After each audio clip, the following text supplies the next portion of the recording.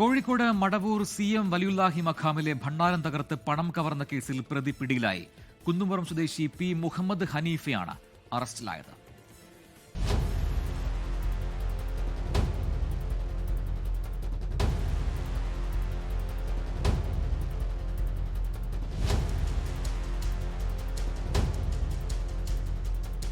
ഈ മാസം 11-ന് രാവിലെ 7:30ഓടെയായിരുന്നു മോഷണം. സ്കൂട്ടറിലെത്തിയ മോഷ്ടാവ് തീർത്ഥാടകനെ പോലെ അകത്തു കയറി.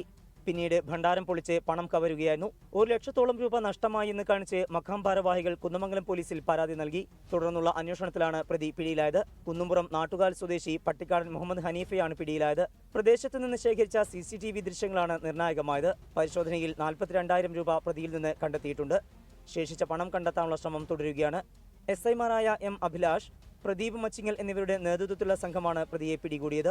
24 കോഴിക്കോട്. ലോകത്തെവിടെയായാലും ഏത് സമയത്തും 24 വാർത്തകളും ഓഗ്മെന്റഡ് റിയാലിറ്റി പാക്കേജുകളും എക്സ്പ്ലെയിനറുകളും വിശദമായി കാണാൻ ഞങ്ങളുടെ YouTube ചാനൽ നിങ്ങൾക്ക് സബ്സ്ക്രൈബ് ചെയ്യാം.